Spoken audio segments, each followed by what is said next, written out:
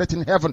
Therefore, as we always commence, not from today, but from of old, our Father who art in heaven, that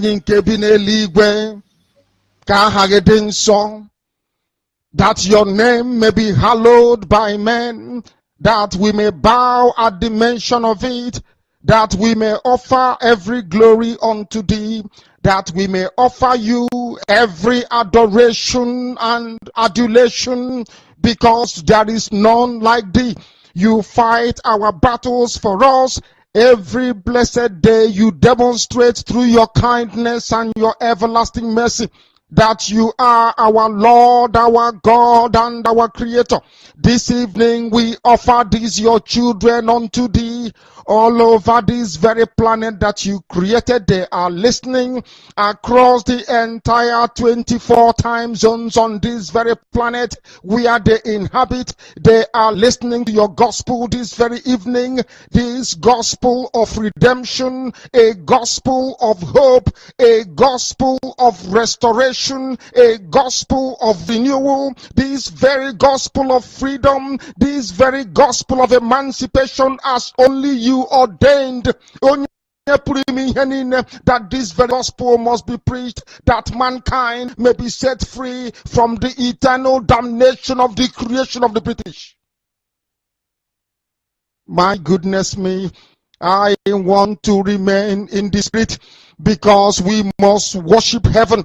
We answer your name, O Lord of hosts. Everything about us is designed to offer glory unto thee. We have atoned for our sins last year. This very year we have not only atoned for our sins, we have sealed, we have shed blood, they have shed our blood. We have let our sacrifice be made unto thee. Even on the 30th of August, as we are being felled by the bullets of the enemy, by the workers of iniquity and of darkness, we remain very strong today to beckon upon thee, to ask you for your mercy and for your grace, to ensure that your kingdom is restored upon the face of the earth, that you can bring your healing hand to bear upon the life of those of them that you created for one singular purpose, and that purpose alone, which is to worship you in truth and in every honesty. Is there any way that we have erred? Is there any way that our ancestors may have sinned? We confess before a congregation of the whole of humanity to ask you, oh Lord of hosts, to have mercy upon us. Because you must have mercy upon us. We have suffered enough. We have been subjugated enough. We have been tortured enough. We have been imprisoned enough. We did not do these people anything. Our only crime is to answer your name. Our only crime is to be born your children. Our only crime is to excel at everything that we place our hands into. Our only crime is to exhibit your glory and your blessing, which manifestedly is upon our lives every blessed day. That is why they want to kill us. That is why the British want to join those of them who don't know you to destroy your creation and your inheritance. You will not allow shame to befall your name. You will not allow the enemies to triumph over the lives of your children, because you created us to exist, to worship, to honor, and to praise you. That is exactly what we are going to do when this Biafra comes. It will come in truth and in every honesty, because we remain every blessed day whiter than white and whiter than snow. Is there any way that we have sinned that you cannot forgive us our trespasses, to enable us to fulfill your own word, which was spoken thousands of years ago, that instead of what you promised not to come to pass, that heaven and earth will cease to exist? You opened your mouth to bless mankind to the coming of Yeshua, who came here and said, let your kingdom come on earth as it is in heaven. Those words can never be in vain because they are anchored upon your holiness and your magnificence. That is why in the end we know that Biafra will come, that these children that we have given birth to all over the world, and their children, and their children, and their children, as long as they give birth to them and they are Biafrans, they will worship you in truth and honesty. Through this very work we are doing, mankind will come to understand you. Let your miracle be wrought in our lives. Let us witness and behold your magnificence, your holiness, your mystery, and your grace under our command. O Lord of hosts, we call upon you. We call upon you to heal. We call upon you to provide succor to those of them who are inconsolable. We ask you to come and strengthen those who are weak. We ask you to restore hope where there is hopelessness. We ask you for inclusion where there is destitution. We ask you for one brotherhood, one camaraderie, one bone, one blood, and one flesh of your children. The Efiks and the Bibios, the Izon, the Shekiri, the Isobos, and also those of them from Isoto. We are traveling all the way to the lands of Igala. We are moving on from there to Idoma, to Igede, to the territories of the Igbo land. All these places we dedicate unto thee. All these lands of yours, we ask you to cover it with your mercy, because Biafra will come, and when it does, we will dance on the streets. I'm telling you, by the time that we are done, humanity will think that we are mad, we are drunk in your glory, and rightfully so, because your kingdom will come to rest upon this very earth. That very kingdom is the unadulterated, non-negotiable sovereignty of the Republic of Biafra, that your will may be fulfilled in our time. All this we pray, all this we ask for, in no other name apart from that name that belongs to you. He said, the governor of the state himself obeys the sit at home on Monday. And then the civil servants that work in government house obey the sit at home. And government shut down on Mondays. It means the real governor of Southeast is Simon Ekpa, ruling the Southeast from Finland.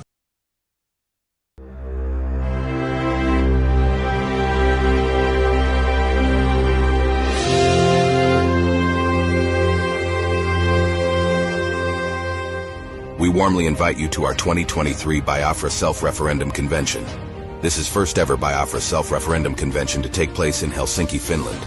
Dates: 20th and the 21st of October 2023. Venue: Mesukeskus, Helsinki. Time: 9 a.m. Helsinki, 11 p.m. Ebubia, Biafra Land. Whole day event. Special speakers: Prime Minister Ekpa Simon Njurko, Biafra Republic Government in Exile, and many more. Friends all over the world, let us continue to support Eastern Security Network and Biafra Liberation Army. Every day they stand in the gap to defend us and only need our support to do the work they do.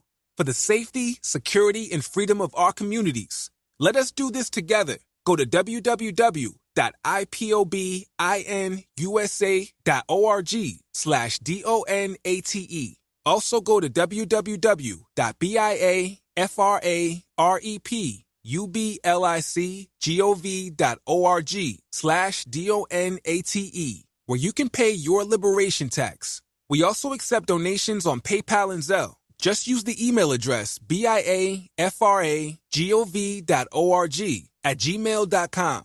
For those in USA, we also accept donations or Cash App at $BIAFRAGOV. Freedom is not free, and together we restore it.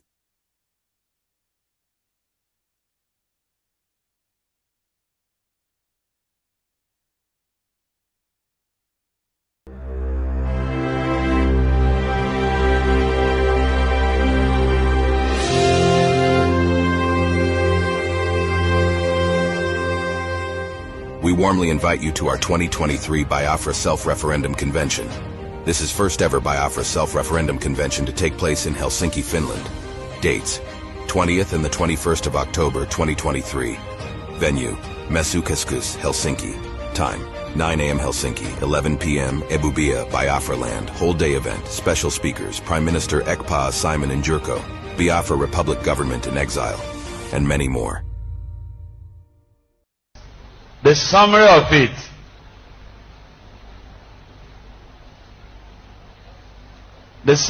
it: is that we cannot run away from this stark reality that Nigeria has to be restructured. Whether it is the restructuring that gives more powers to states, or a return to the regional arrangement of the past, or the restructuring that allows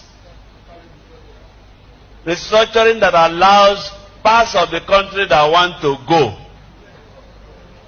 and stand as independent nation. Whatever that restructuring means, we must not run away from it.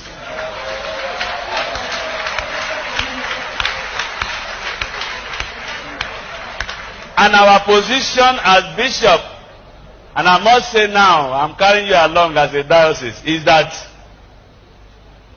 if we continue to pretend that all is well,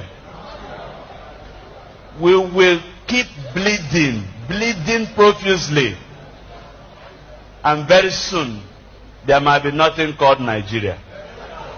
Instead of our killing ourselves under the pretext of remaining one indivisible nation. Some people say Nigeria's unity is non-negotiable. I want to say it is negotiable.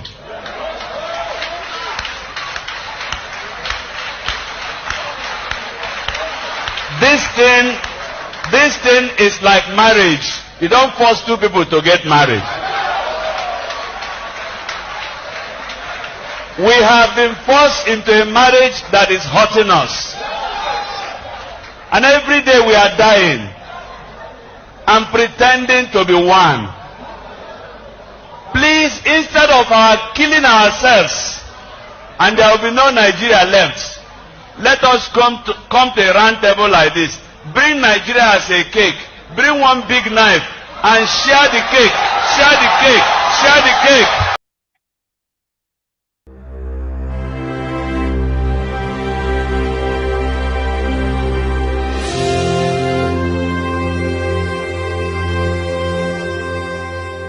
We warmly invite you to our 2023 Biafra Self-Referendum Convention.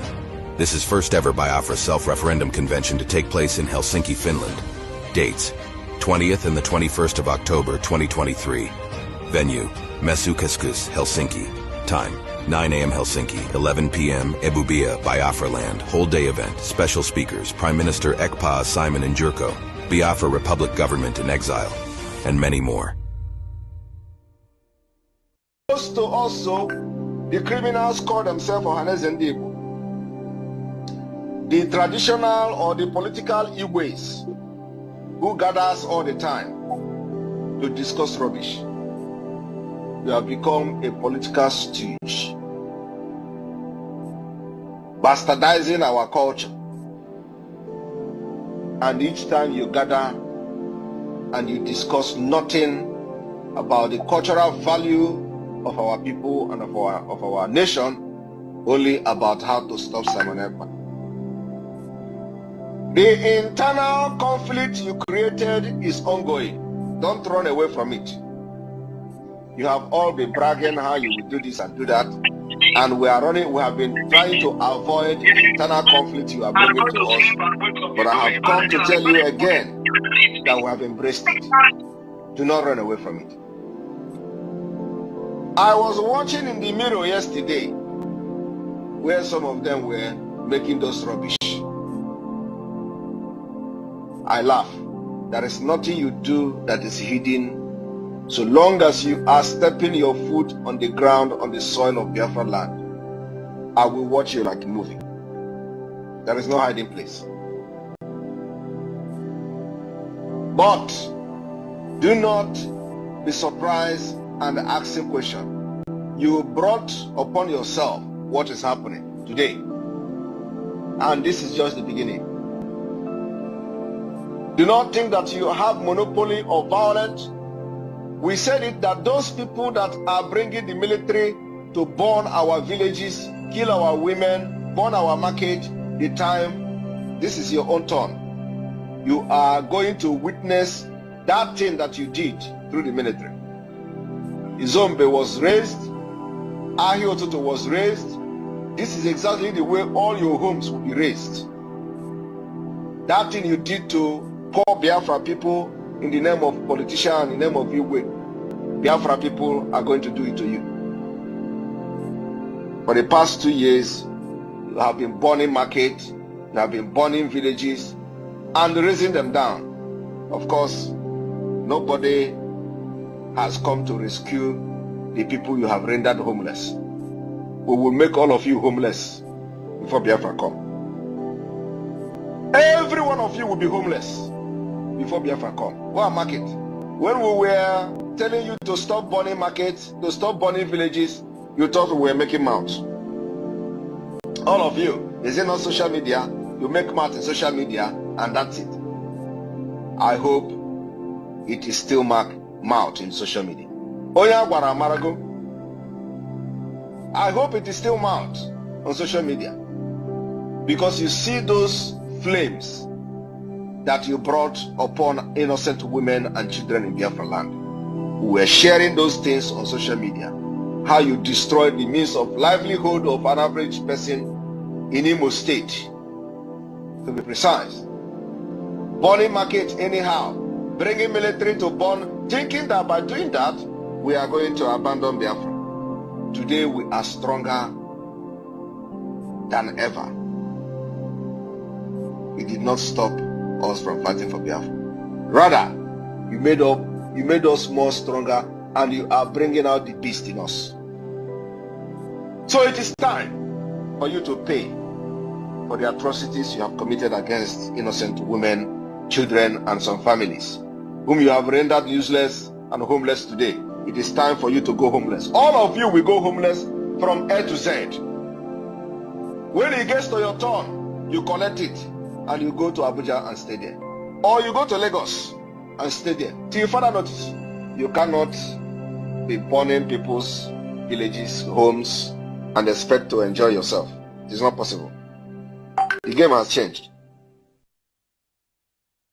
In the coming days, the dimension of the Biafra liberation will change, and then we are going to make the announcement that will change the face of this liberation. So in a few days' time, every ear must be open. The liberation of Biafra is going to change.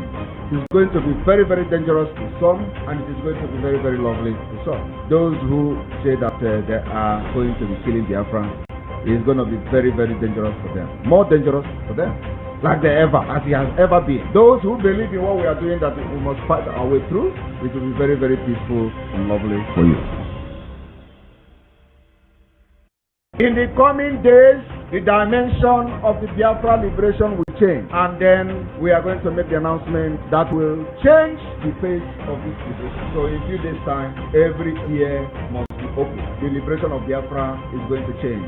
It's going to be very, very dangerous to some, and it is going to be very, very lovely to some.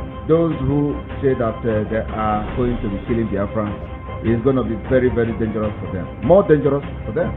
Like they ever, as it has ever been. Those who believe in what we are doing, that we must fight our way through, it will be very, very peaceful and lovely for you.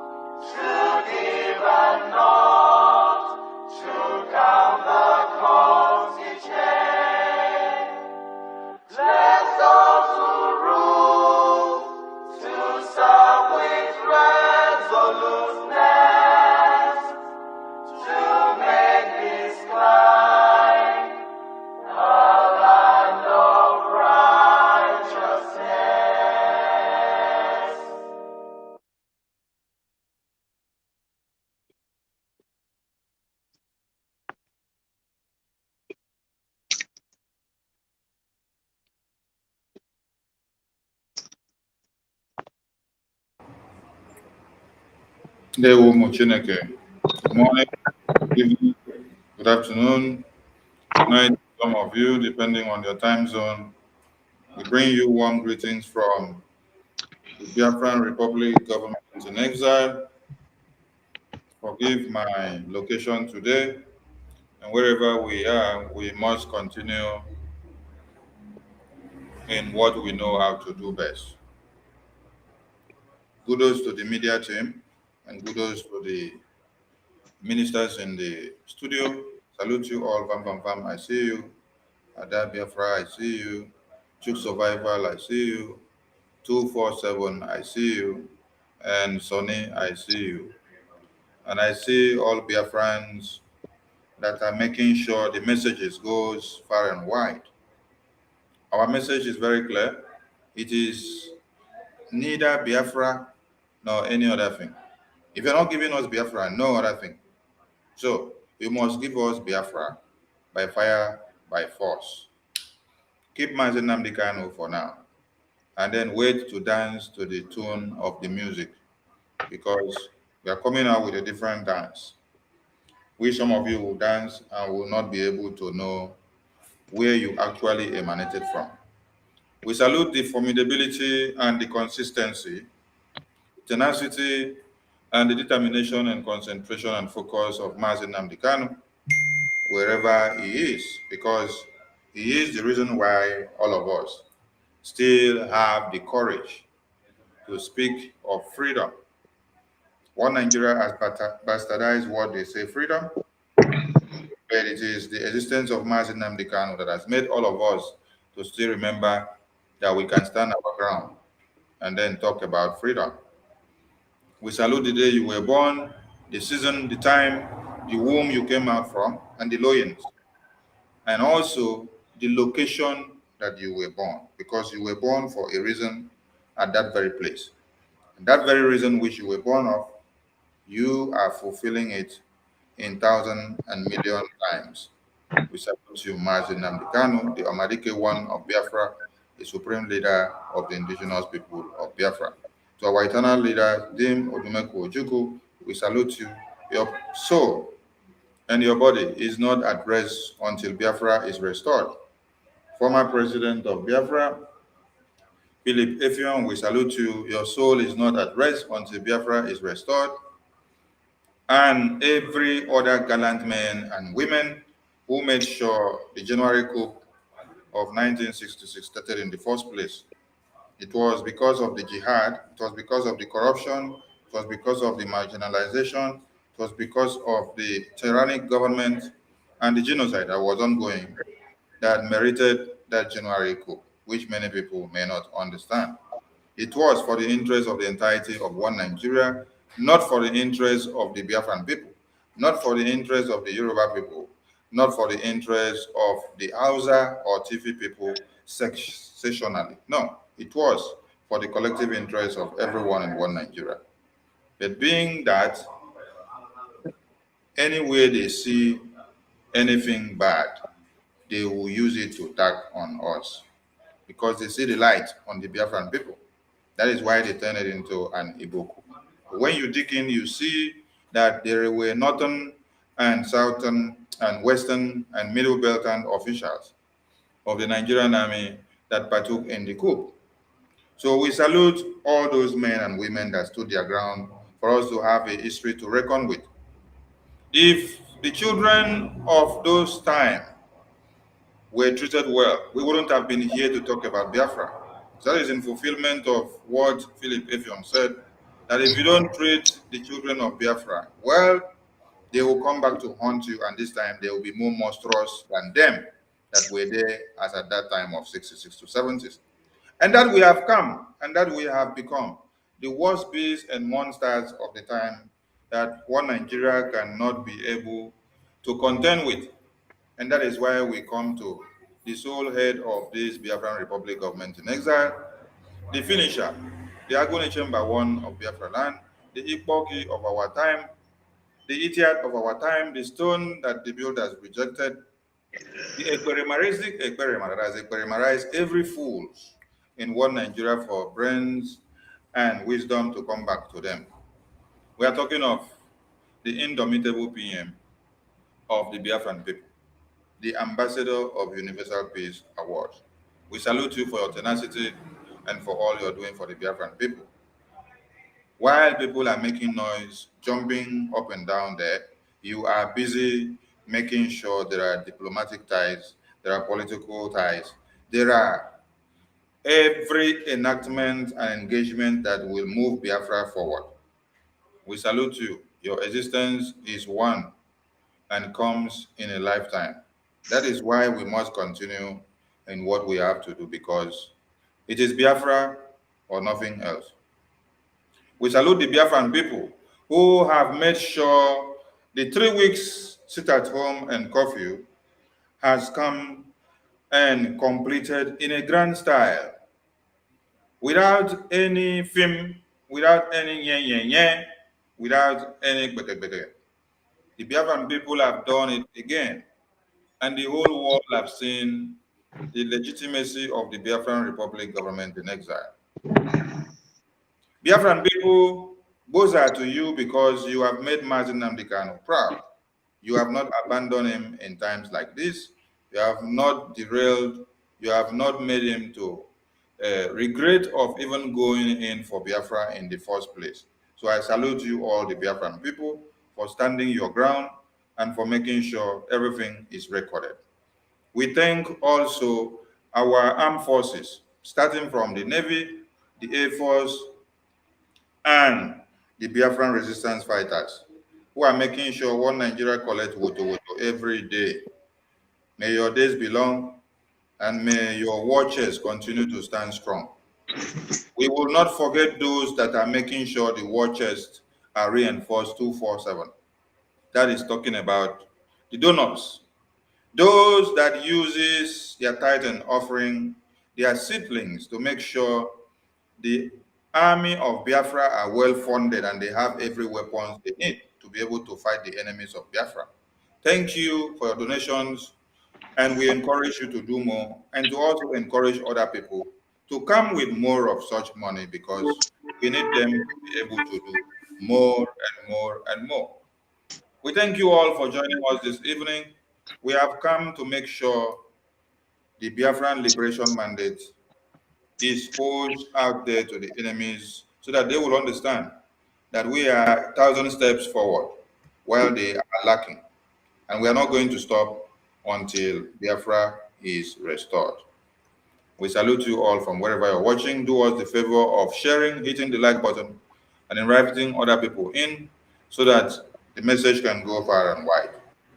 Biafran Republic, peace, unity, progress, and equity. Here we come. Mazichuk Survival, I give you the mic. Make use of 3 minutes to do justice to the house. They will from here. Thank you so much, my minister. I appreciate you for your good job and your kind and strong leadership in the media. Fellow Biafrans that are watching far and wide, wherever you are watching this program from, I appreciate you also, and I thank you for joining, more especially people that are watching from Biafra land. If you are watching up from Biafra land, my special thanks goes to you, because you are doing a great job, even though you are in a very difficult state. You are in a place where everything is working against you, and yet you spend your time to watch us and follow up. I say, may Chukwu Okike Abiama continue to guide you and protect you. I also appreciate every Biafran across the world that is still standing firm, that are unshakable, regardless the wave you see, regardless the rumors, regardless the propaganda and attack. You are standing firm, doing what you need to do. I say, may Chukwu Okike Abiama continue to guide and protect you. I appreciate all our media warriors, my fellow comrades that are doing the needful on daily basis. Some of us coming 247, some of us coming 3 times a day, 2 times a day. May Chukwu Okike Abiama continue to strengthen you. I also appreciate all the people that are working in the Biafra Republic government in exile, every member of the cabinet. I appreciate them for their strong work. We can see the effect of their work. Whatever they are doing is having a strong effect. Anybody that says they are not seeing the success that we made so far is either the person is an enemy or the person is not deceiving him or herself. And also, I appreciate all the members of Homoada that are doing great, doing what they are supposed to do. I pray that Chukwu Okike Abiama will continue to strengthen them. I also appreciate, most importantly, my Prime Minister, Master Simon Ekpa, who is in the war front, taking the bullet for every one of us. He is working around the clock. When he told us that he is 50 men in one, we didn't know what he meant until now. We found out that he's even more than 50 men. I appreciate you, my Prime Minister, wherever you are, and I pray that Chukwu Okike Abiama will increase your strength, increase your wisdom, increase your mental toughness, and give you that 2,000 men wisdom so that you can take decision at the right time. I appreciate my supreme leader, Mazen Nnamdi Kanu, wherever you are watching us from. I know you are with us. Even though you are not around, you can see us. You can hear from us. We know very well that you can hear us. You know what is going on. No matter how they try to cage you, no matter how to try to take you away from information, we believe that Chukwu Okike Abiama is not leaving you without information. Wherever Mazen Nnamdi Kanu is, we appreciate him, and we pray that Chukwu Okike Abiama will keep him and bring him so that we can celebrate him as a hero alive. So my fellow Biafrans that are watching far and wide, we have come once again, as we always do, doing what we have assigned to do. Every one of us in this Biafra has taken up a responsibility. If you have not taken any, please do take a responsibility. Pick something you'll be doing for Biafra. If you have not found something that you are doing, pick something, no matter how little. If you are genuinely a Biafran and you want your freedom, there must be something you will say. Assuming Mazen Nnamdi Kanu appears before you and say, give the account of your stewardship. What are you going to present? I want you to think deep about that. If there is nothing you are doing that you're going to present as your stewardship, please pick up something and begin to do it.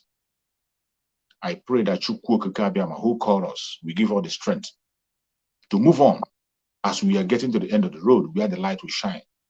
We will all get there together and nobody will left behind. Thank you, my minister.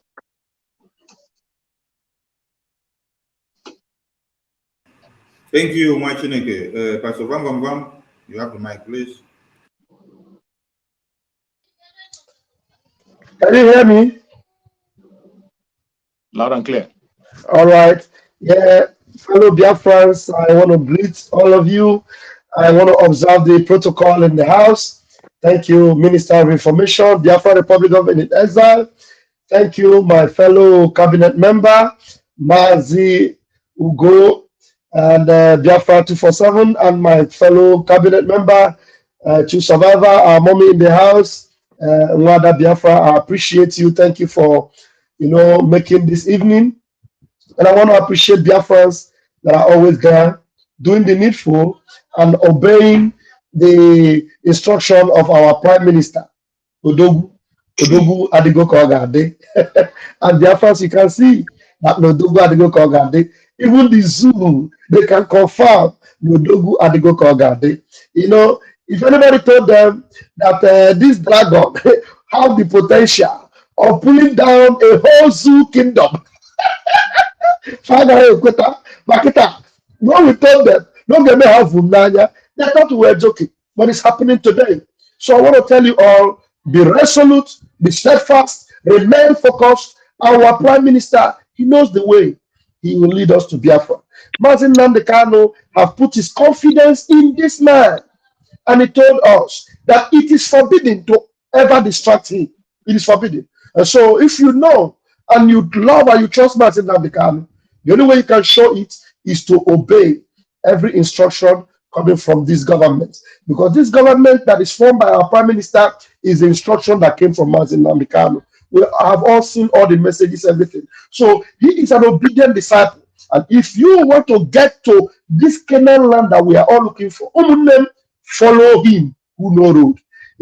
I am double tasking here. I don't know. Sometimes English as I'm going to listen.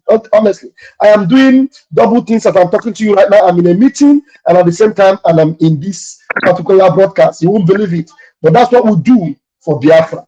My brethren, let us move. Let us follow the road that leads to Biafra, which our Prime Minister actually knows the way. Do not allow anything distract you, especially at this time. Because our Prime Minister told us at the time, he said, any one of you that have found yourself where you are right now in this government, count yourself lucky.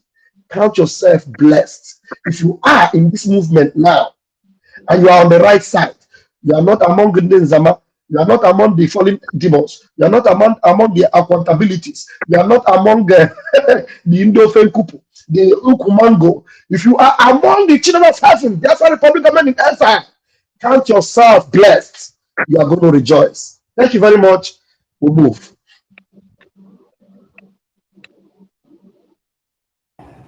Thank you, Machineke. Ada Biafra, you have the mic. Thank you, my information minister.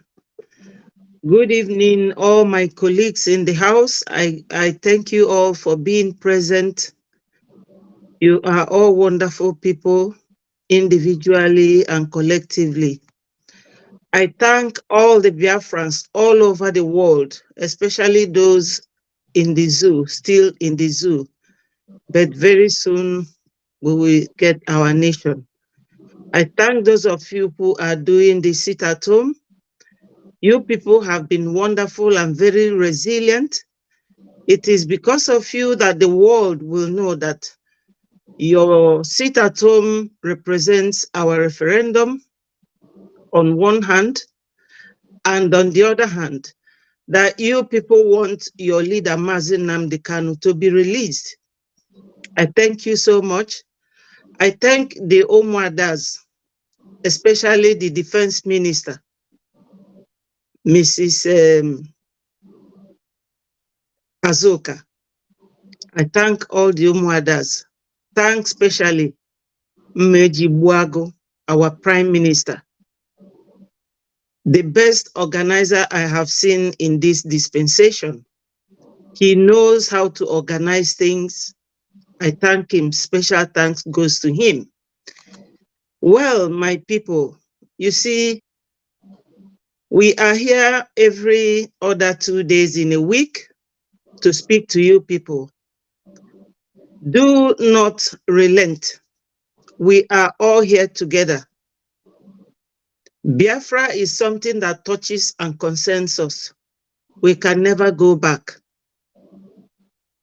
This is our religion.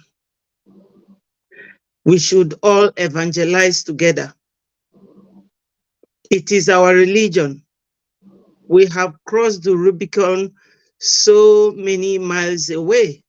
There is no going back for us. I thank my group. They are wonderful men and women. Sometimes you will see them at night, in the afternoon, in the morning broadcasting, especially Mr. Chuk Survival. He is very, very hardworking. So my people, I appreciate all of you. We learn from each other, but we should work together. They say Biafra government in exile, peace, love, unity, and equity. We should remain focused. Thank you so much. Thank you. They will. Magic 247. When you come back from the other room, you let us know. And we must continue. We appreciate all your friends once again. And before we go forward, we want to start something from here. We want to start something from here.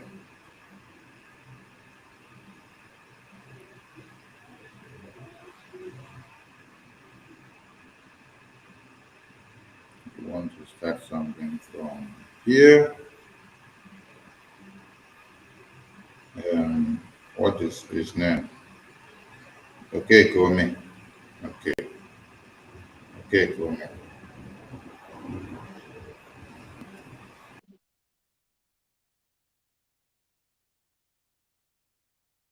the more they attack me, the stronger I become. Because it is like you are pouring fuel in the strength that is in me. So bring it on. But I'm telling you today that we have been able to defeat them. We have Chikota Hanchani and defeated them. What we have done to Nigeria and their agent in Biafra struggle is that we gathered them together. This particular sit at home, I told you people, will be the beginning of the liberation of Biafra. You see, the actions, the activities of Biafrans in this sit at home have gathered all the sabos together, all the saboteur together, and we defeated them. Bam! It is mysterious. How many of you will ever believe in this life that everybody will gang up against Biafra? Welcome back, welcome back, welcome back. We just want to remind Biafrans something before we go forward. You see, when you look at the legal team of Mazen Namdekano, and then you look at this man that they call a erudite, Jose Kome or Kokome. Where is your face on the screen? Your face don't disappear. Okay. All right. Okay, Kome was kidnapped by whether Fulani terrorists or whether political miscreants or whether jobbers that were given contracts to do job. We don't know who kidnapped him and what he was kidnapped for. But when Kome was kidnapped, and Kome stayed in detention of the kidnappers and later came out, Kome was quoting all the laws of this war. Kome was quoting all the constitution of Nigeria. Kome was making comparison of America and UK and Europe and Asia to one Nigerian contraption. Kome asked for a state of emergency in one Nigeria because he was kidnapped. Wait, is it Kome or is it? Is it Kome? Because of how useless they have become, just like MNK say, they carry wig, they wear white wig on their head, and then they go to court, they carry books that they know nothing. They only carry the book, go there, file the paper, sit down, look. And then when they call them court, they stand up, they say it is done, let us go home. Exactly what they did yesterday or the day before yesterday. So we don't need to look for the correct pronunciation of his name because he has become Okoko. So Okokome. So this Okokome quoted all the laws of international community for us. Okokome told us that he is protesting and requesting for a state of emergency to be declared in Nigeria. Why? Because he was kidnapped. And even when he was released, he was then telling you that Nigeria is not a nation, that it is an entity, it is a contraption, that you can't even call it even country itself. Kome opened all the terminologies that he knew. He opened the Oxford Dictionary, he opened the one of Pennsylvania, he opened all the encyclopedia. Kome read everything in this world to convince everybody on the media to understand that he was kidnapped and that he is out and that they should make sure justice played. Then they had to go and look for the Anti-Torture Act of 2017, which implies that if you have any conspiracy thought,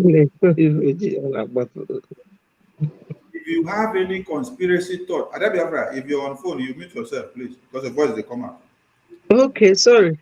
If you have any conspiracy thought, or you even sit on the year where they plan, say they want to go kidnap person, or you even stand, they look, you see where they kidnap person, you know, come talk. Or you even saw when they blindfolded Mazen Namdekano, you know, come talk. The Anti-Torture Act of Nigeria say, then if you still come be part and parcel of it, you'll be part of the people who go do the kidnapping, the torture, that you will face 20-year terms and above. So on that precedence, and their judiciary ruled that Okekome has to flog his kidnappers with 20 years jail term. Today, the table has turned round that Okekome has to be the one to come and defend Mazi Nnamdi Kanu for being kidnapped by one Nigerian terrorist government. Okekome got to court. Okekome, instead of saying they should declare that same state of emergency, which he said they should declare in his own time, he is now telling us that we should come and make peace with one Nigeria. Okekome is now coming to read Bible, to preach that there is unity and that we should unite. Okekome don't remember everything that he said before when it concerns his own life. So, as a true survival, I will carry mic. Do justice to Okekome. Thank you so much, my Minister of Information. See, the case of this man, Michael Zekome, is really a pitiable one.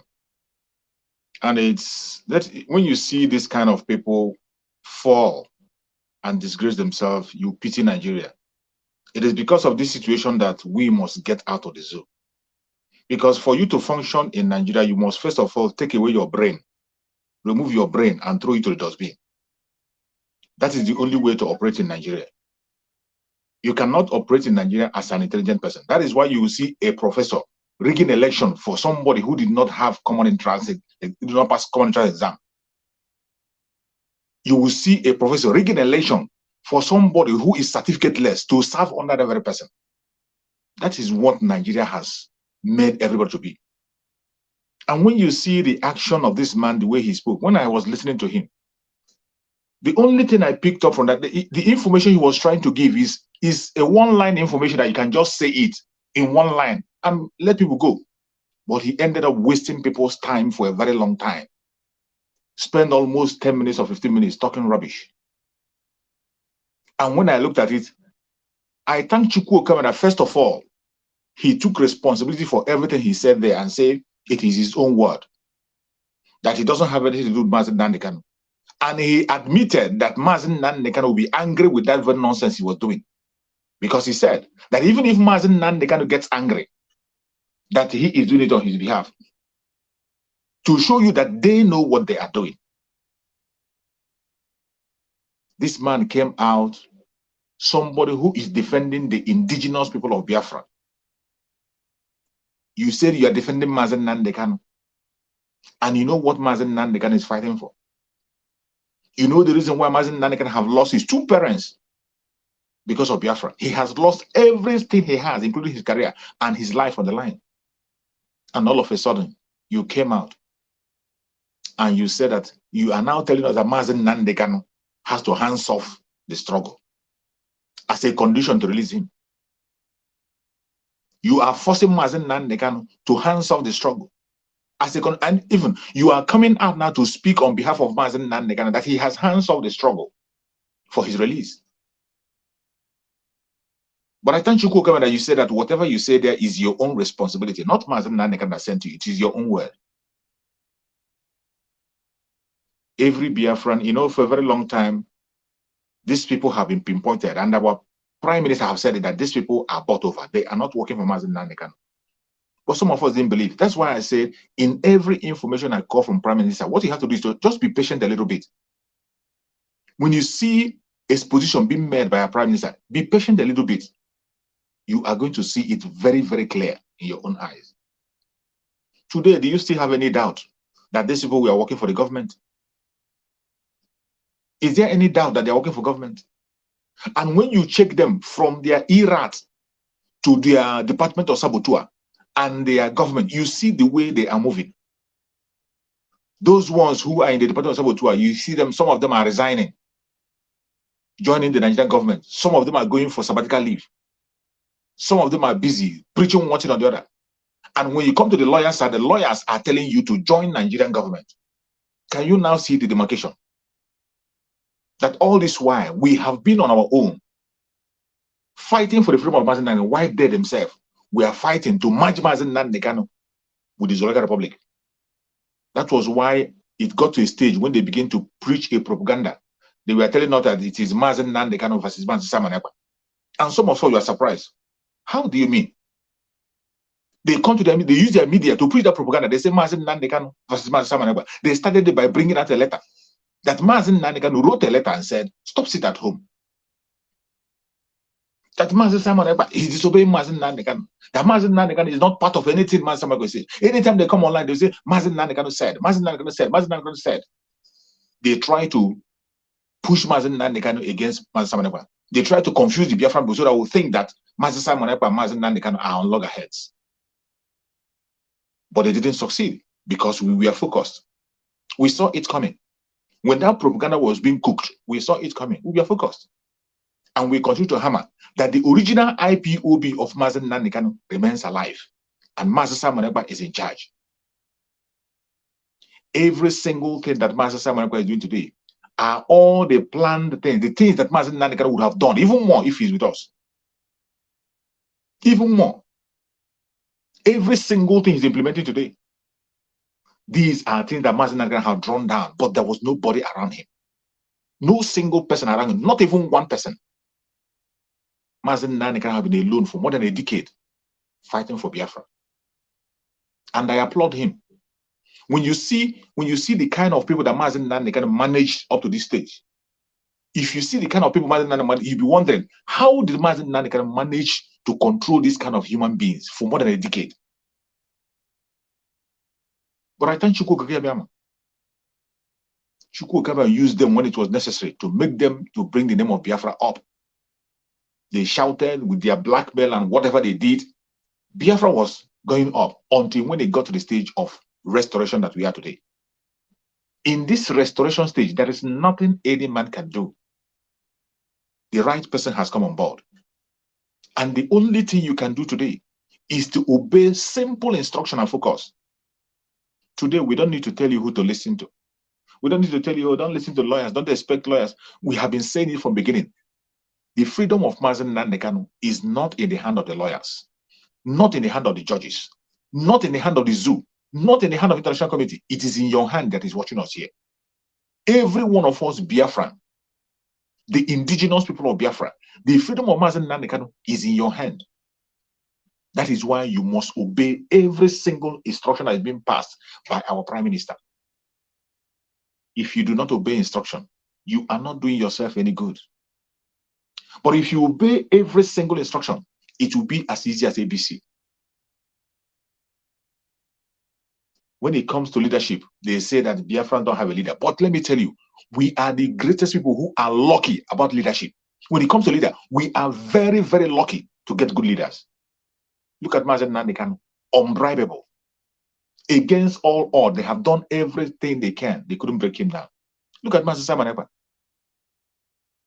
How many people will stand what Mazen Simon Ekpa have stood for more than 2 years now?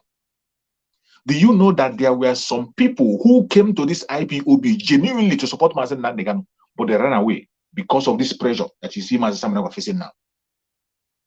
There has been numerous people that came sincerely with their hearts to join Mazen Nandekano for the liberation. Educated people, talented people, wealthy people. But these idiot criminals, they blackmailed them. The blackmail was so much that they ran away. Some of them even, at a stage, they began to fight that thing they came to protect. They began to fight it because they couldn't stand the blackmail that was brought against them. Genuine people. If not that our Prime Minister himself was ordained for this mission, he knows what he was called for. Just check, more than 2 years. They recruited 500,000 E-rats. Every platform was about him. As if the E-rats are not enough, the Nigerian government, it got a time when the whole politicians became social media warriors. Every politician go to their platform, they are talking about Mazen Simon Ekpa. Nigerian government joined. The Senate joined. And he stood his ground. They went to the extent of even issuing a bounty on his head. It was so terrible. And he stood the ground until today. Look at today. Today, finally, every one of them is falling out. They are falling out like smoke. They are just disappearing like smoke. Some of them that we used to talk together. Some of them we used to broadcast the way I'm broadcasting here now. Some of them were part of us in the media. All of a sudden, they woke up and they say they didn't see what they saw again. Today, they have now come back and realized, oh, we made mistake. But they don't have the boldness to apologize openly.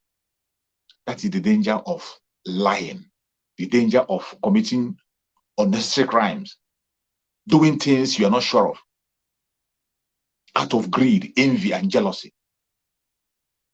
My fellow Biafrans that are watching, wherever you are watching this program from, we have only one commander now. There's only one command that you must follow. The Biafra Republic Government in Exile knows the road. There is no doubt about that. You know, during the time of Mazen Nandegaran, the only question we used to hear in those days was, show us your roadmap. That question was asked almost every place you speak. You will see people come, show us your roadmap. Show us your roadmap. Today, are they asking that question? They don't ask that question. The person in charge today knows the road. And he will tell you what he wants to do, when he wants to do it, and how he's going to do it. He has told us several times the way we're going to get Biafra. That Biafra is being fought in three phases. It's being fought politically, it's being fought diplomatically, it's being fought in armed struggle. And you see everything he's telling you about, you will see them practically, you will see them happening. Whatever contribution you make today in this very struggle, you don't need to say you want to investigate. You see the effect of your contributions on daily basis. Nothing is hidden. Sometimes even people see that as a fault in our Prime Minister, that he doesn't hide anything. Some people see that as a fault, that he doesn't hide any plan. He will come and tell you what he will do, and he will go ahead and do it. Every Biafran that is watching this program, wherever you are watching us from, I urge you to please and please pick up a responsibility. We are in a very tough time now. There's no more time. We are in a very critical time, a time that your contribution is highly needed. It is now very clear that we are on our own. The freedom of Mazen Nanegano is in our hands. We have no other person anywhere. We have been saying it a long time, that the lawyers are on their own. They are not with Mazen Nanegano, but people don't believe it. But finally, they have come to make a statement. And you see that statement, he wrote it, that statement, he wrote it from home. He wrote a full scarf of preaching, General Overseer. It was all about preaching, reading Bible from A to Z. After reading Bible, and he told us to go and join Nigeria. That he is fighting for his own Nigeria. There's no other nation like Nigeria. This is kind of confused people you see in that Zoological Republic. Confused people. They will say something today, tomorrow they are saying a different thing. They will say something today too. And when you look at them, it is always about their own selfish interests. It is about them. Every single one of them in the zoo, it is about them. That statement you saw him making, it's about him. The excuse is given, it is about him. Biafrans, the time has come for us to take up our responsibility. The time has come for us to be whom we want to be. The time has come for us to take this challenge to another level. We must not give up. We must not. Do not listen to rumors and blackmail. There is one single thing that connects every one of us. One single target that we have. That collective interest of the Biafran who should be where you focus. It does not matter who is in or who is out.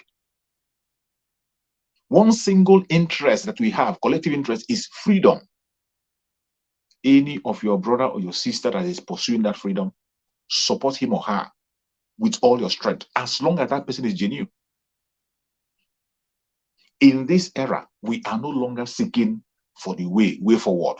We're not seeking for who is the leader or who has the right message. The messenger whom Chukwukema has given us is there. All you need to do is to obey every instruction that comes from him. Obey, don't wait. When he says go, go. When he says stop, stop. If you joke with the information coming from our Prime Minister, you are only exposing yourself to danger. And I have said this several times. Anything you hear from the Prime Minister of Biafra Government in Exile, take it serious. Even when he is joking. Even when he is laughing. Whatever information that comes from him, Take it serious. That is the only way to survive in this evil day. We will soon start the next stage of the curfew. Our Prime Minister have said it before, that in time to go, in some few days, that announcement be made so that you can know the next phase we are going to enter. In that next phase, some people will be happy and some people will cry. Are you among those who's going to be happy? Ask yourself. Or are you among those who's going to cry? Where do you belong? It is very important that today, every one of us must pick up a responsibility. There must be something you are doing for Biafra. At this time, if there is nothing you are doing at this time, I doubt the kind of Biafran you are. I doubt. It doesn't matter how little it is. Whether a man, a woman, old and young, we all have something we can do. The progress we have made so far must be sustained. It must be sustained. And how do you sustain it? You can only sustain the progress by doubling your effort. Whatever you have been doing in the past, double it. Whatever contribution you've been making in the past, please double it. That is the only way we can make a responsible and reasonable progress and keep this very progress we made, sustain it.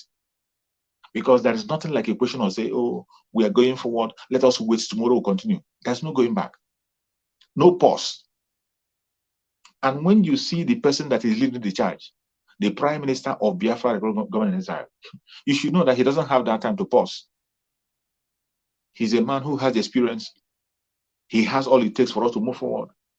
And I tell people, if you know very well the person that is leading the struggle, you have no cause to fear. You have no reason to fear. You have no reason to fear. One of the things they do to Biafrans is to make you feel as if you are committing a crime. When you are fighting for your own right, they make you feel you are committing a crime. Indulging in civil disobedience, they make you feel as if it's a crime. You've committed a crime that nobody has committed in the past. But civil disobedience is your right. It's a democratic way of one expressing himself. More especially when you are dealing with tyrants. By indulging in civil disobedience, we are not committing any crime.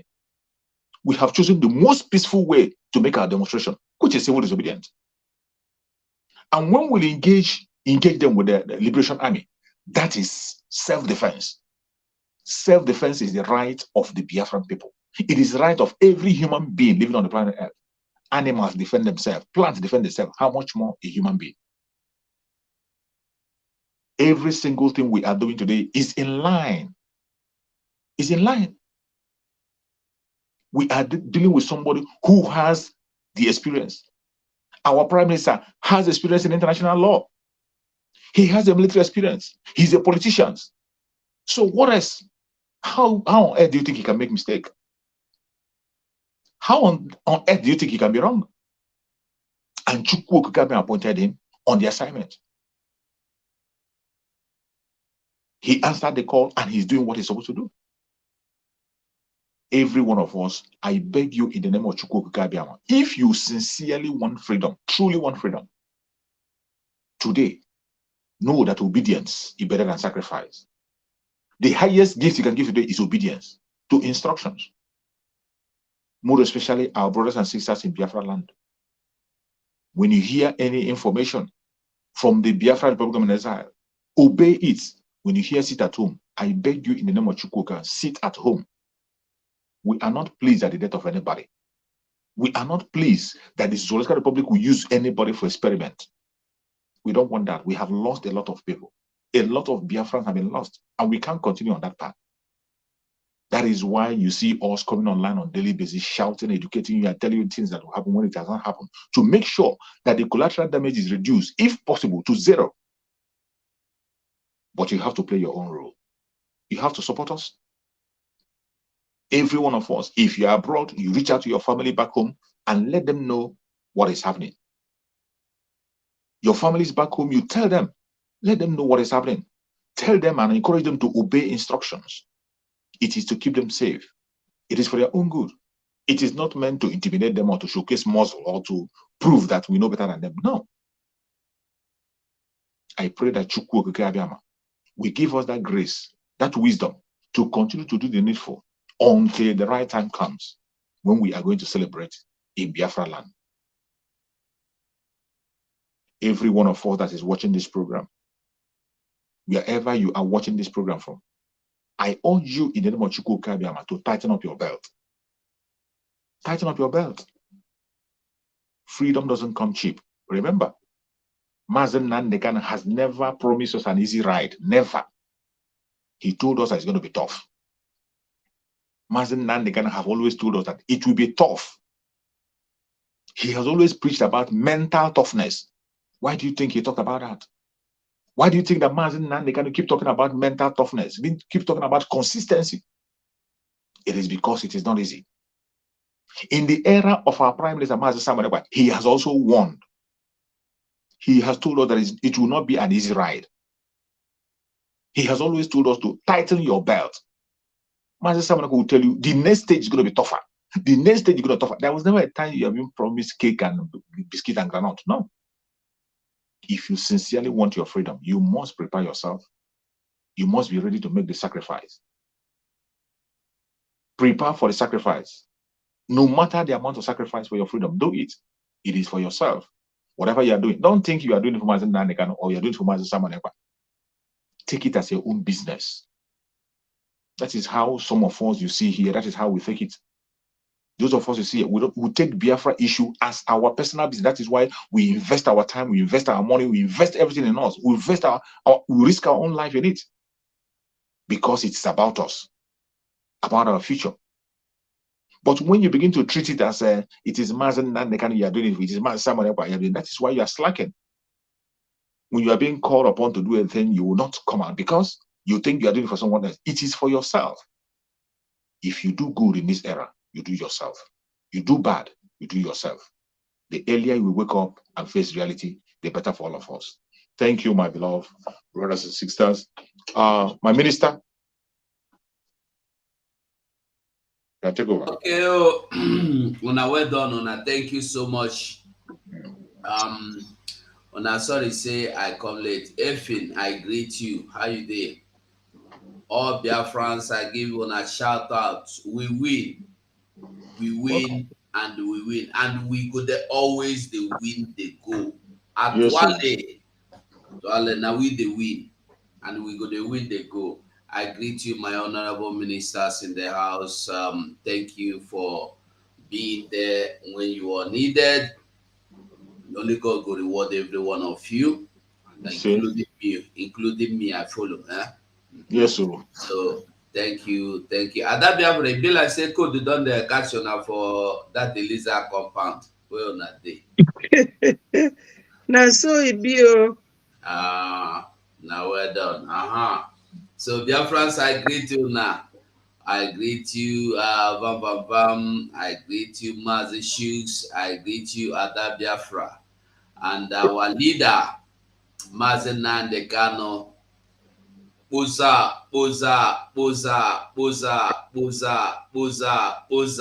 Only you. Now you the win.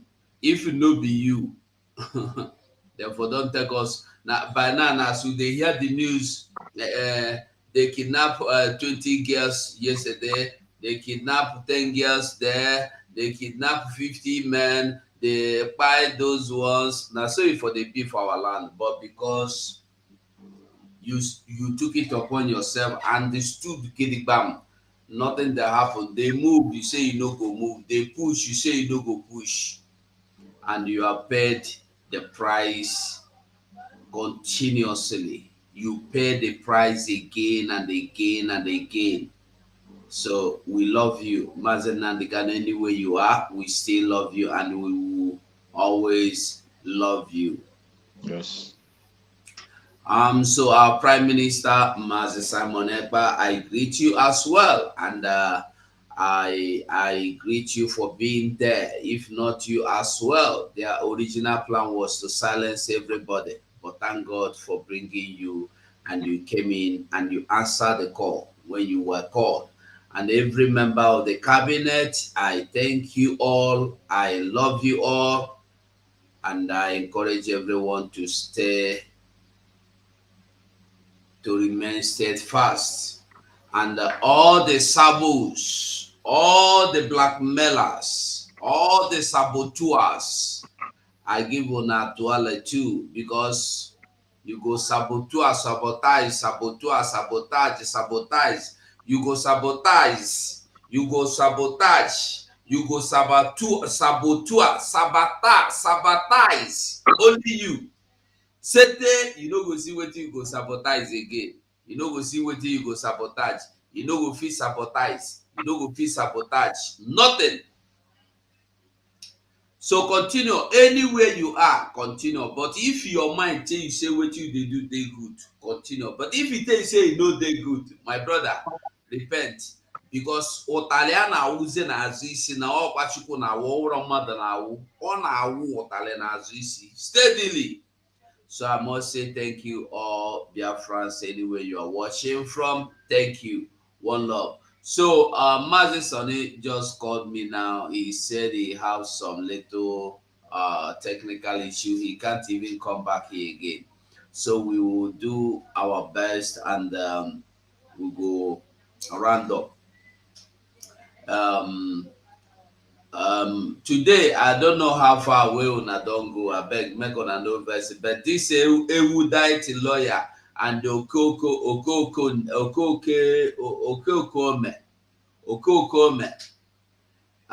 they have been using us. Could you imagine that if I need your for in an interview yesterday said that the judges were even gracious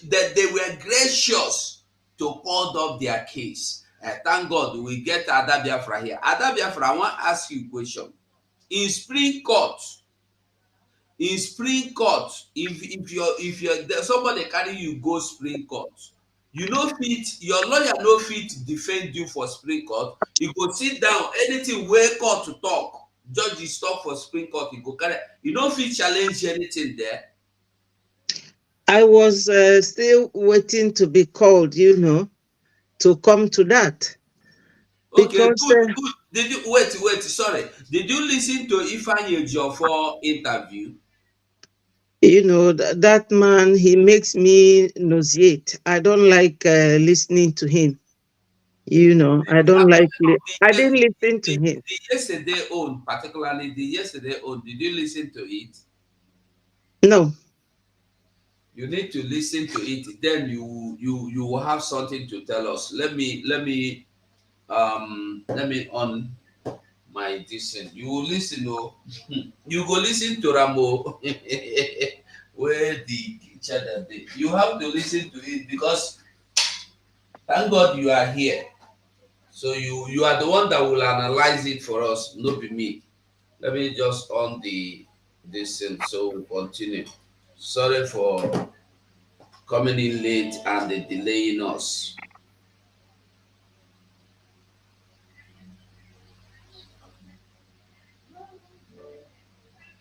All right,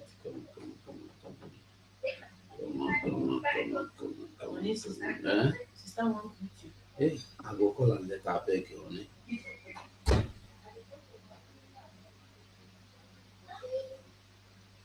Just give me a second. I will put. Aha, I don't see him.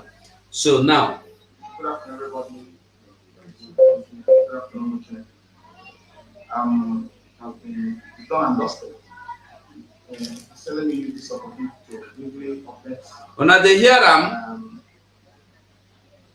Biafrans on what happened. when they hear them, of course, I know they hear una. Increase the volume. It don't finish. Okay, let's manage it then. So as you are, we'll have two appeals before the Supreme Court. Appeal number 1361. That's the main appeal filed by the federal government. And the appeal number 1394. That is the appeal filed to challenge the order granted by the Court of Appeal, staying in the execution of judgment of the court, same court delivered on the 13th of October 2022. So, and however, today the both appeals came up for hearing, and first of all, the court had the main appeal, which is an appeal number 1361, then which deals with appeal filed by the federal government challenging the judgment of the Court of Appeal. And of course, they are aware with cross appeal, same part of judgment, some part of judgment, second of the judgment that has to do with status of IPOB. So that's was what they refer to cross appeal, which we did in respect of an appeal. So today, the Chief Canada BSA and also was in the proceedings of today. The advocacy and argument was delivered by Dr. Michael Zeko, who has been giving us the matter. So it was a very wonderful presentation before the court. The entire argument was taken and was adopted. Consequently, adjourned to 15th of December 2023 for the hearing. It's so important for judgment, judgment. So it's also important to emphasize, also to clarify, because before now, we have two pending applications before the court, which is application for bail, and second one is application for transfer to prison. So I'm aware the matter was coming up today for hearing on the main appeal. So the lead counsel and the University of were on the view, which is the correct position of the law, that don't want to entertain any application that will be ready for proceedings of today. But you have mentioned that any of the application, this appeal will not be had, and it will work gravely against the interests of Indian and Africa. So they prefer to go with the main appeal, which is type of hearing, and which will take care of many issues raised on those applications. So having been heard and adjourned for that, they apply for those applications to be withdrawn. So now the coast is clear. Also, the second appeal has to do with our appeal against the other state decision of the Judgment of the Court of Appeal was probably co-directed and should be applied by the Judgment of the Court of Appeal and somewhat consolidated. So the judgment on both will be delivered on December 15th. So that's what simply happened in court today. And we thank God that most importantly, the appeal was had today because we had issue with dates. Of course, we are aware. The matter was originally adjourned to 14th of September for hearing before within the period of Supreme Court vacation. So it became an issue getting a fresh date. So which Professor Michael recommended did everything humanly possible to ensure that this date given to us. So I commend him and also commend the team who work assiduously to ensure that we give the best for Onye Nnamdi in particular and Biafrans in general. So today is a very wonderful day. The legal hostilities ended today in court. So I'm waiting judgment. So we have to go back and start praying. We've done our own part as well. So also very important to observe that let's say Chief Canada BSA saying that came in, commended the team led by Chief Michael commend for Matt. So I commend everybody to remain calm and prayerful. And also to keep their eyes on the ball, most importantly. So people should not be derailed, should not be deceived by those who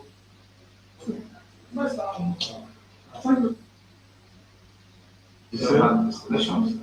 No harm will befall you, no accident of any nation.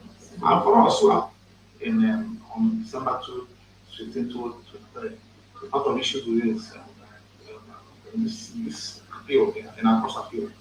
So I continue to urge us to maintain this, remain focused, because a lot are happening. Because characters are coming all over the places to probably to infiltrate and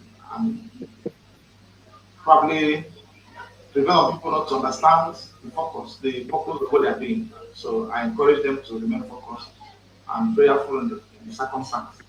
We have between now and December 15th to get judgment. And I can assure you that justice will be served on this case. On this case, come 15th of December 2023. Thank you so much for coming. My prayers for those that traveled away from East and all over the places to be part of this proceedings of today, that God will grant you all journeys back home, back to your destinations.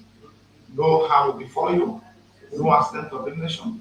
And for us who are also moving around, working day and night, God will continue to be to speak to this is this contract community to speak to us. God shall continue to guide us and direct our path. So that's the most important thing. And I believe in justice and we'll get it. Thank you and God bless. Bless you for being part of this proceeding and for coming. Thank you. Thank you, Lord Justice. Yes, thank you very much for work well done. All of us will solve everything by ourselves. Master, today court case has been fought very hard to make sure by your team to make sure this marginal legal case is sorted today. Master, what was your expectation? And the date is the final judgment December 15. Are you okay with that? The most important thing is that we have to, in Supreme Court, as a matter of fact, they don't usually give dates. They will tell you that they will reserve judgment for a date to be communicated to parties. So in this case, they were gracious enough to give us date. So I understand it. Okay, now the first question they asked him, are you okay with the Supreme Court decision of December 15th? And he replied, did you hear him? You heard him? No, I didn't get it. Please help me with. Okay. Because you are closing. He replied to them that it's okay, that the Supreme Court even did well. In fact, that they don't usually give dates, that they are even gracious enough to answer them and they call their case up.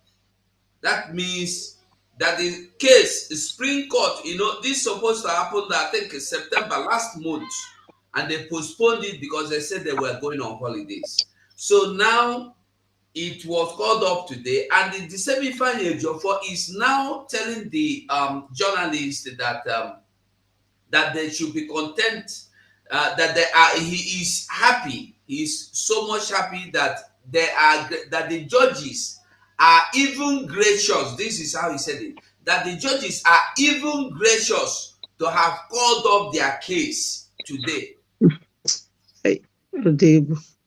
This is the first question. You want me to go on, or you want to say anything on this? No, thank you. Let me just say what I feel about this whole thing. We all know that Ejiofor is he's toying about with our Onyendu. And they don't go work for him. He is toying about with Onyendu. The QC, Mr. Ezekome, he was trained by a very well-renowned judge in Nigeria called Mr. Ganifa Wemi. And Ganifa Wemi is a judge that everybody in Nigeria respects. So when I saw that Mr. Ezekome came into our Onyendu's legal team, I was very happy. And, with time, I started noticing some changes in him, especially when Onyendu was having a hearing. He went to America. And I was wondering, who is going to be the lead counsel during our Onyendu's hearing? That was when I lost hope in that very man. First of all, our Onyendu was discharged by High Court. And by the way our Onyendu was renditioned, the High Court made a decision that there is no court in Nigeria that has jurisdiction over Onyendu's case. And they awarded him 500 million compensation. As it stands now, there is what they call in law judicial precedent. And what judicial precedent means, though, in ascending order, it means that the lower courts, which is the county court, the magistrate court, or the crown court, will be following the decisions of the high court or Supreme Court. And you can only go to Supreme Court from high court if you are not satisfied. And you can do that only when you have a fresh evidence against your opponent. And if your opponent wins in the high court, you have a new evidence, then you can go to Supreme Court. And by virtue of the procedures, a high court judge can sit in the Supreme Court. So now the Supreme Court, I can understand now that this case, it was Onyendu who appealed the decision of the court or the decision of the government to still. No, wait. After Onyendu was discharged last year, October. Yes. They didn't do. I want to ask you another question. Onyendu in appeal court won them. Appeal court discharged them. Discharged Onyendu. Yes. Were they not supposed to, when Nigeria government say they will not let him go, the council of Onyendu, the team, were they not supposed to take appeal or take what are their name, the done and dusted and his team? Were they not supposed to take Nigeria to court, or are they supposed to wait for Nigeria to take them back to court? No, I was thinking that it was Onyendu who took this matter to Supreme Court. No, Nigeria government. Yes. The Onyendu legal team, they're supposed to continue to mitigate on Onyendu's behalf, to speak to what the High Court said. Because the way Onyendu was renditioned, there is no court in Nigeria that has jurisdiction over his, because this involves national and international court or international law. Onyendu is not supposed to be judged by any court in Nigeria. They have no jurisdiction. But from this done and dusted barrister, they do not put enough legal fight for Onyendu. They don't. They don't make any representation. There is no how Mr. Ezekome will be saying anything on behalf of Nigeria, because that is conflict of interest. Exactly. He is Onyendu's representative. He should be talking on behalf of Onyendu, even when he accepted to represent Mr. Peter Obi. That was still breach of the rules, because it is also conflict of interest, because Peter Obi do not believe in Biafra. So there is no how Ezekome will be playing from north to south. His legal profession, I mean his level now, if it is in this country, you can even sue him for negligence, because they are not representing Onyendu properly. They are not. You know, and when Onyendu has court hearing, they have rights to ask for their client to be brought to the court. They don't even know how he is faring. They will just walk like people going on a path walk to court, and they do not put any legal fight at all, because they are compromised. If they are no longer interested in representing Onyendu, they can go and do what they call, sorry, I've forgotten. They will just tell the judge that they will tell the judge that this case, they are no longer capable of representing Onyendu, that Onyendu can seek for another legal rep. And they will go. The judge will allow them to go. And they will go and inform Onyendu to instruct another representative, because they have been messing Onyendu's case up from day one. You know, the legal process and the legal procedure is a total sham. is a total sham. They are not representing Onyendu properly because no court in Nigeria has jurisdiction, whether Supreme Court or lower court. But Onyendu has right, you know, to take Nigeria government to Supreme Court on the evidence that he has been discharged based on the fact that he was illegally abducted. This is illegality. We are talking of illegality now. So how come the barristers or his legal team are still allowing courts to defer his case or adjourn it till December 15th? They are not supposed to do that. They are supposed, because, sorry, Ifeanyi said, Barrister Ifeanyi Ejiofor said that they are even happy that the judges were gracious enough to call up their case to postpone it.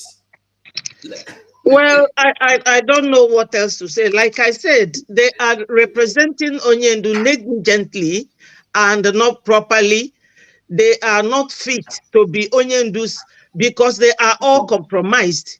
Exactly. There is no how you will come and be praising the man, incarcerating your client that he did well.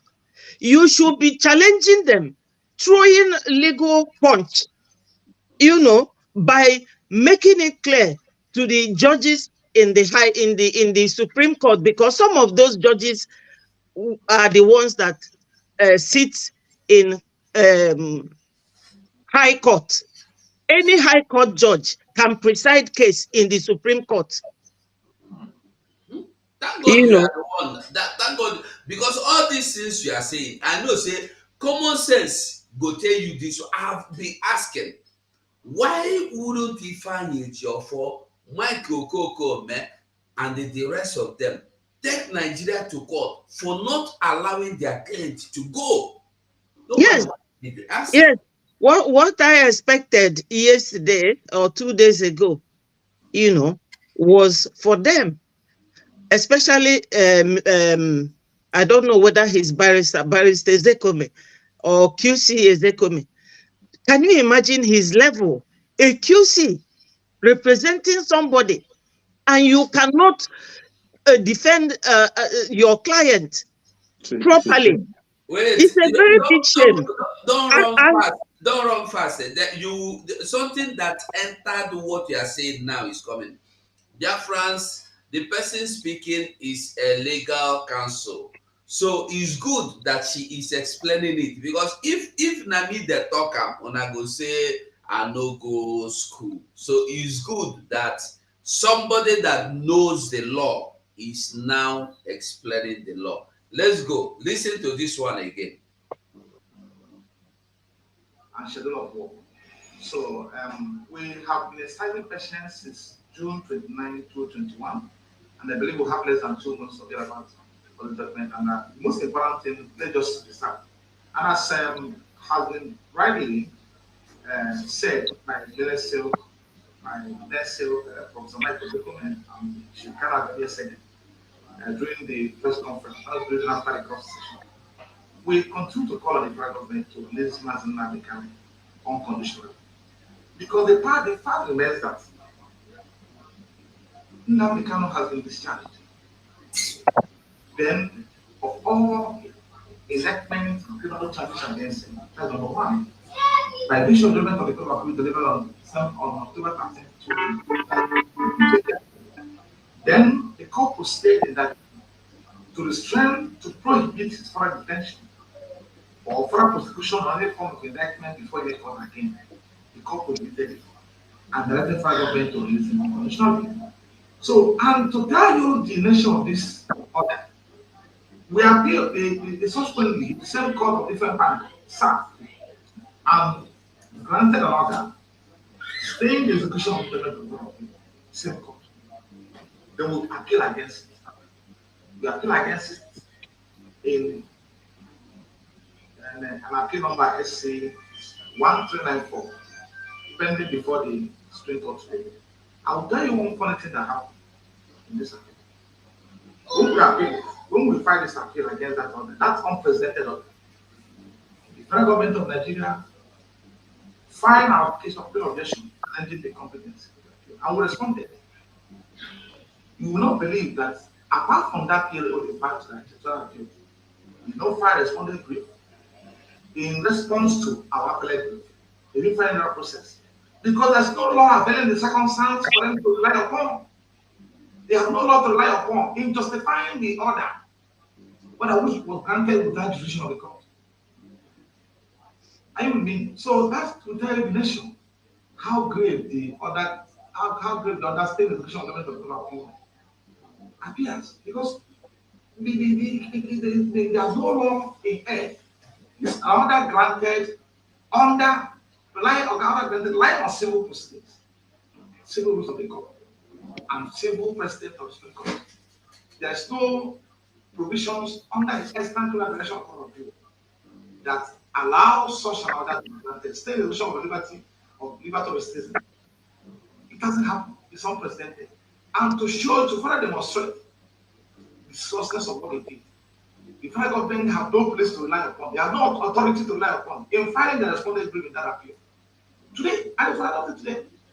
So that will tell you the how serious how confounded in law that order is. Right? So thank God that we've taken everything. We are waiting to the full review, the Supreme Court, which will be delivered on the 15th. I urge us to remain calm. I know it's a matter of time. And I still join the leadership to make the community, Chief Ganya saying, who called the federal government to give it, because there's no justification for public detention.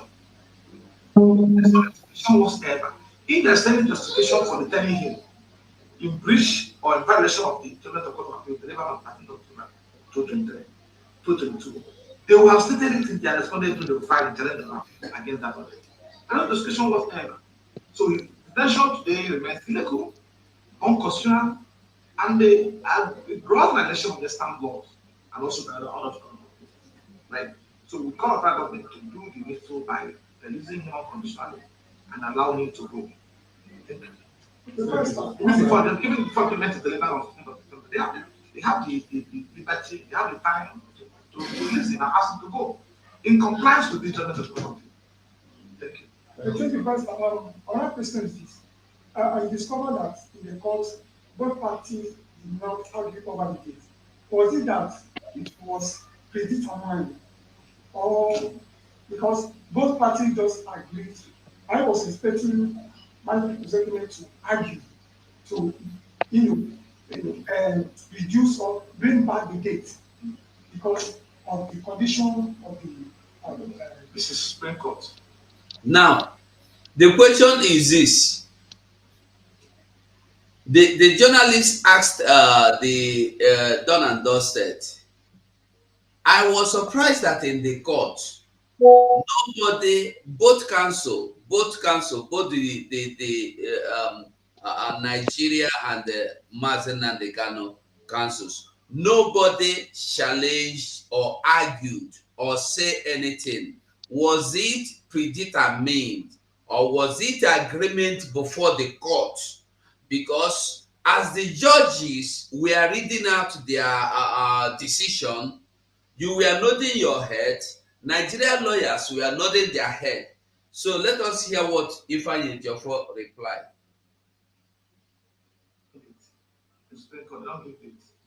And once they mentioned no, because he asked him. The important question is, again, he asked him, why didn't they argue? Why didn't you and your team argue to bring back the date? Because December 15 is too far. He said that in Supreme Court, they don't give dates. Is that true? He said it, not me. The video is out there, not me. Wait, I don't know. Let me rewind it. Maybe you hear better. Let us. Can I? I hear you. I'm listening. Yeah. You see, from the question that journalist asked, any sensible person would know that that journalist is more experienced than a Geoffrey. Oh. You know, most of these journalists, they are allowed to court. Yeah, he was in the court. Yes, they are allowed into different court hearings. And when you keep going to court hearings on several occasions, you will start having experience like a legal person, you know. So that journalist threw a direct question to him and very pertinent. You know, when people walk in clique, they all, you know, agreement doesn't take time for them. That nodding of head for all of them is like a phone call that they have previously made, because they come to court to pay lip service to the injustice they do to any victim of theirs, like unfortunate Onyendu. The judge, the Ezekome, what's his name, Barrister Joffo, they have all discussed this. And you know that Nigeria has nothing to do again with Onyendu. It is our Igbo people holding Onyendu there. Exactly. So they only go there like because somehow they know that like people like you, and they are also aware that our leader is incarcerated. Onyendu's case is a highly sensitive case. But with somebody like a Geoffrey, his case is like a child's play. Exactly. And the judges are now following them. Because when they say that no court in Nigeria, that includes the Supreme Court. Exactly. No court in Nigeria has jurisdiction. I mean, what else? You know? What else do you think? Now, Onyendu's legal reps, they got in there. What they should have done, whether Onyendu is there present or not, what they should have done is to address the decision of October. What was said? Well, this thing he's telling them here, sometimes he says things that are not legal or that does not concern Onyendu's case, because he feels that all these people, they are not legal professionals, they don't know what is going on, so he can use any term to deceive them and give them any gimmick he likes, and they will just go. Ejiofor is not a professional lawyer. He cannot represent a rat. Unfortunately, I thought there was a time our prime minister was saying that Ejiofor is not should be, you know, excluded from the legal team. And it baffles me that somebody like Ezekome, who is, I think he's a QC level now, is behaving this way. Onyendu is not getting represented properly at all. They should go there and throw what we call legal punch. Because your client has been discharged and acquitted on the grounds that he was brought back illegally. Nigeria is a country. Somebody representing them should know that Nigeria breached the international rule of law and the national rule of law. They did not follow the due process in bringing Onyendu back. That is when Supreme Court would have been having right to keep adjourning his case from this month to the other month. But the High Court that knows what is the legal procedure and the legal process, they just nailed the whole thing by discharging Onyendu and acquitting him. Malami said that time that they didn't mention acquittal. What sort of country is this? Okay. Even Malami is not a legal professional. So judges that sit at High Court, they are top judges. They are not like trainee solicitors who just finished from legal law school the other day. They know what they are doing.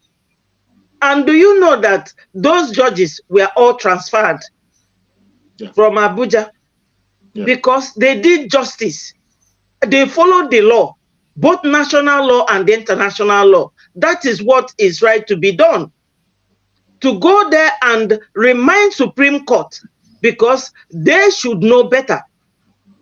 Even Supreme Court, they don't even know what they are doing because they're all bribed.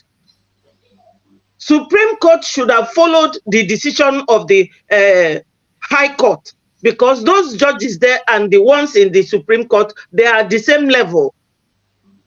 Because it makes nonsense of legal proceedings in Nigeria and the judiciary generally.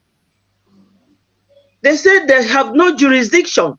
It didn't say if you go to Supreme Court or Supreme Court can challenge it. They said no court in Nigeria has jurisdiction, and that is it. And this is the thing that it is the legal area, the point that his legal representatives will be making. He's nodding his head. They're nodding your head. It cannot speak up. Just use your mouth to talk and represent your client properly. Agreement is agreement too. Yes, like I said, they all have agreed. They must have agreed. You know, yesterday I was reading our Prime Minister's Twitter handle, and he was accusing Hope Uzodinma. You know, their election is coming and he wants to come back. So there is a clique. All of them that connived to bring Onyendu back, they are still in league. They are still working together. They are still working together because Onyendu has nothing to do with Nigeria anymore. They should have left him to go. And that's what the court says. And this is what they should be stressing on. They cannot be transferring Onyendu because this is not like a hearing anymore. This is a man that has been discharged and he is now illegally detained. And this is the new evidence that they would have used to go to Supreme Court. As I said before, that if you follow what they call judicial precedent, a court being bound by the decision of the other court, they will just go there and say that our client has been detained illegally after being discharged by the High Court. And High Court said that no court in Nigeria has jurisdiction. I don't think that in a sane country, any Supreme Court will go ahead to decide that case because the case is finished. It's finished. And this man has been detained illegally. Onyendu has right to sue Nigerian government for illegal detention from that October 2022 till now. And he's not well. His lawyers did not seize this opportunity to ask the court that they should make a decree or a law that, you know, an order that Onyendu should be taken to hospital on grounds of ill health. So he will come out and be telling you it's done and dusted. What has been done and what is dusted? You know, the man, I don't understand him. He is very incompetent. Honestly, he is very, very incompetent. And that's why that journalist was asking him, why were you nodding your head? And he will come and tell you that the Supreme Court, that they did very well. Did well in what? Your client is not well, very, very sick. Your client has been discharged and acquitted on grounds of the way he was abducted illegally, detained for 2 years and 4 months now. And you are telling us it's done and dusted. What has been done? Absolutely nothing. You know? So I don't understand. I'm so disappointed in Ezekome's position in this whole case. I'm so disappointed. Even a student in this country, maybe they call them trainee solicitors, can represent Onyendu. I'm telling you, and represent him very well. Even me, myself, me. So Onyendu is just at the mercy of his enemies. Exactly. Yes, he's at the mercy of his enemies. This is when you tell people this in this country, they will just no, they won't say a word because they wouldn't want to abuse your country in your presence, because by paper most of us we are still Nigerians, but you know, by way of our struggle we are Biafrans because we still have that green passport. And if you go there, you see your name in their list. You know, those people, I don't know if our prime minister has power to discharge this legal team and get new lawyers for Onyendu. That is You the know, even if it is his family or his wife or anybody can discharge them on behalf of Onyendu, or go there and tell Onyendu, because Onyendu has no case again to answer. I don't know why they adjourned it till December. And that will show you that is not how court makes decision. If they make decision and they tell you, oh, maybe next week or in 2 weeks' time, you will get our decision, but they adjourned it all the way till December. Yeah. Maybe December now, they will tell you March 2014. Thunder go fire That them. will show you that this is a deliberate, it's a very deliberate act. Deliberate and very deceitful. Very unprofessional and very incompetent lawyers, unfortunately.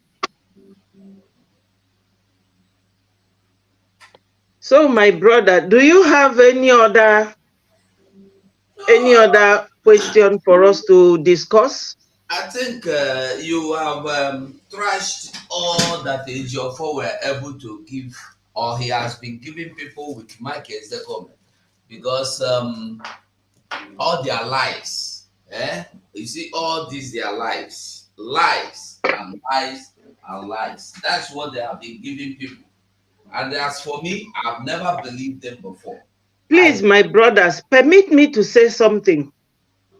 You know, with due respect to Onyendu's family, Onyendu is from their family, but he is our leader.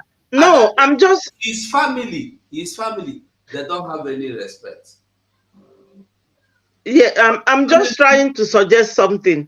Okay, I'm listening. We need to be serious about this.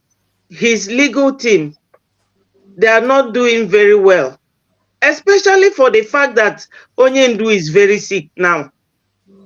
They don't even address that issue at all. They don't. It's not their problem now. That one is not their business. Yes. So why don't Biafrans do away with this legal team? Mazi Chuks, can you help, please? Okay, Chuks. You see, on that very, what you are saying is that is a call that the Prime Minister have made that call very long time ago. The Prime Minister made that call and he gave that directive that the family, I think the family are the ones that has the right to remove those legal whatever and replace them. And at a point in time, I think they issued a statement about didn't know how far they went to it, or maybe, you know, the issue is that Onyendu is surrounded by a bunch of enemies, right, left, and center. There's no any place he can lay his hand, or there's nobody standing for him. He's just on his own. That is not the problem, because Prime Minister made that call. The call was made to remove Ejiofor and co. from that legal team. And that time, I think the family issued a statement. They wrote Canon Takan or whatever, wrote on Twitter, and they said that they have been sacked. I don't know. Nobody knew how he went about that. They are sacking, or maybe he went the legal way, or he didn't go it normally. Nobody know how he did it. And since then, Ejiofor has still continued to parade himself. And Ejiofor now became more active since this man betrayed himself. What is Ejimako? When Ejimako was there, Ejimako, I think that one is the family lawyer.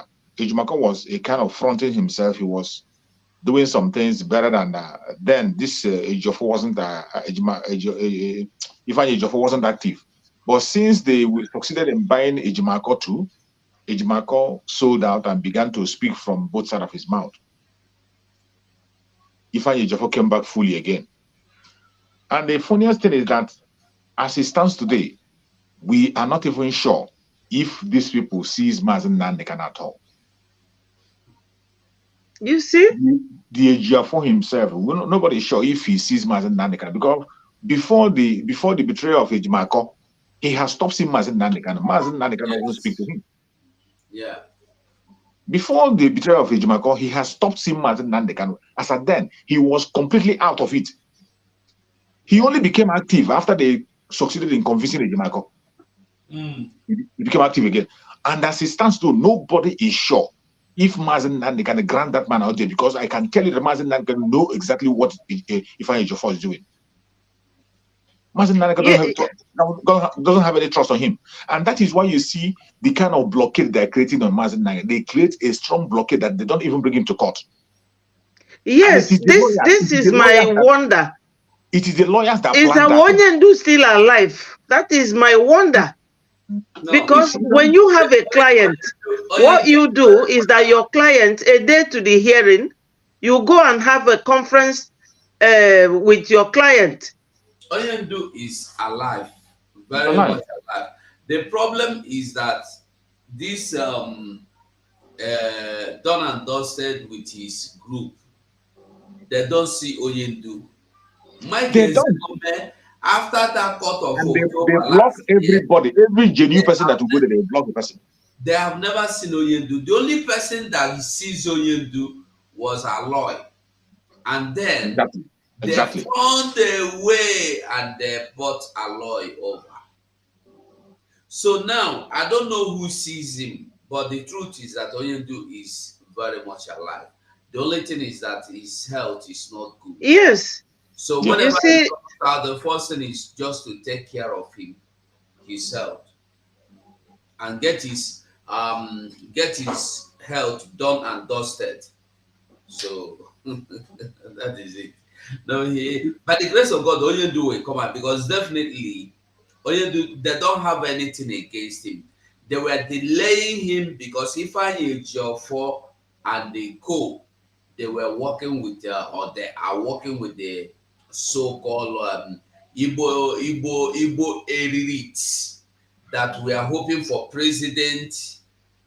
From president, they went to vice president. From vice president, they went to senate president.